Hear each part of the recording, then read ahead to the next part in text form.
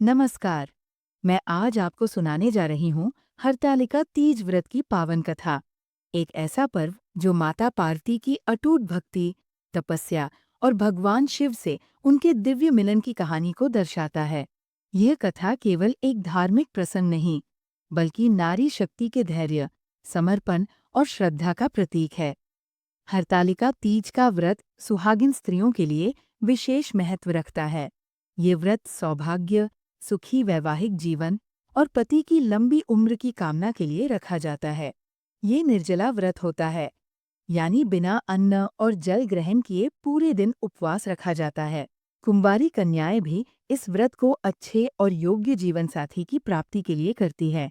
यह पर्व नारी के आत्मबल, संकल्प और प्रेम का उत्सव है।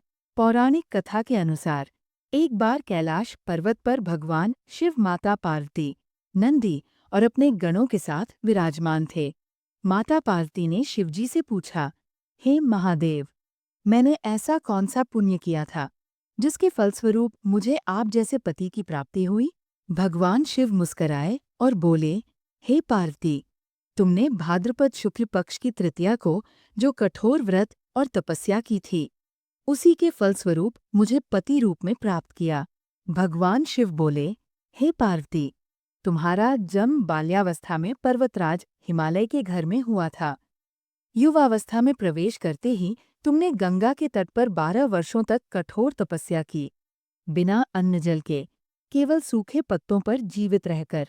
माघ की ठिठुरती ठंड में जल में खड़ी रहीं, वैशाख की झुलसती गर्मी में पंचाग्नि के मध्य बैठीं और श्रावण की वर्षा में खुले आकाश के नीचे निर्विकार ध्यान करती रहीं। तुम्हारे इस कठोर तप से तुम्हारे पिता बहुत व्यथित थे। तभी नारद मुनि वहां आए और उन्होंने बताया कि भगवान विष्णु तुमसे विवाह करना चाहते हैं। ये सुनकर तुम्हारे पिता अत्यंत प्रसन्न हुए और ये संबंध स्वीकार कर लिया। लेकिन तुम्हारा मन तो पहले ही भगवान शिव को समर्पित हो चुका था। तुम्हारी एक सखी ने जब ये बात जानी तो वो तुम्हें घने जंगल में ले गई। वहां तुमने मिट्टी से शिवलिंग बनाकर पूरे श्रद्धा भाव से व्रत और पूजा की। रात भर जागरण कर शिव स्तुति की। तुम्हारी तपस्या से प्रसन्न होकर भगवान शिव वहां प्रकट हुए और बोले, वत्से, वर मांगो।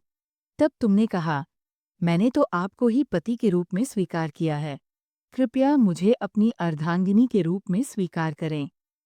तब मैंने तथास्तुस कहा और कैलाश लौट गया।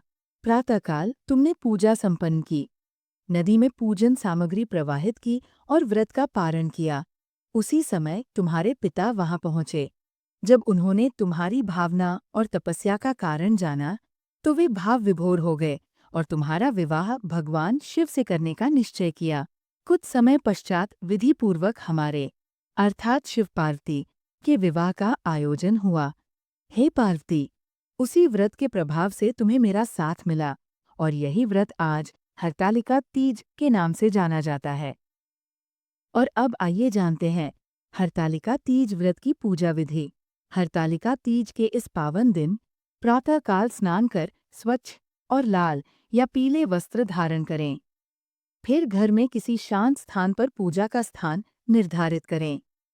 उस स्थान को केले के पत्तों, आम्रपल्लव और रंगोली से सजाएं।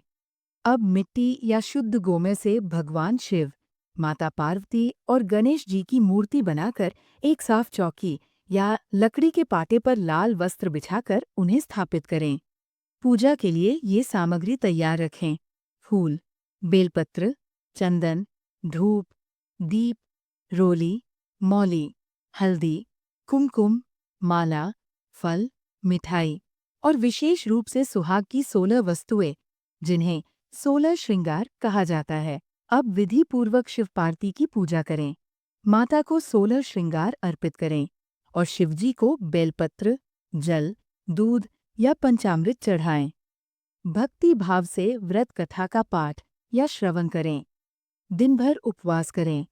यह व्रत निर्जला होता है, जिसमें अन्न और जल दोनों का त्याग किया जाता है। रात्रि में भजन कीर्तन करते हुए जागरण किया जाता है, ठीक वैसे ही जैसे माता पार्वती ने घने जंगल में पूरी रात शिव स्तुति की थी। अगली सुबह व्रत का पारण करें। पूजा संपन्न होने के बाद पूजन सामग्री को किसी पवित्र जल में प्रवाहित करें और ब्राह्मणों या सुहागिन स्त्रियों को वस्त्र, श्रृंगार सामग्री और भोजन दान दें। ये व्रत न केवल सौभाग्य और सुखी दाम्पत्य जीवन के लिए किया जाता है, बल्कि ये नारी की श्रद्धा, शक्ति और संकल्प का भी पर्व है। अगर आपको ये पावन कथा अच्छी लगी हो, तो कृपया हमारे चैनल को लाइक, सब्सक्राइब और शेयर करना न भूलें। आपकी प्रतिक्रिया हमें और भी सुंदर कथाएं प्रस्तुत करने की प्रेरणा देती है। धन्यवाद।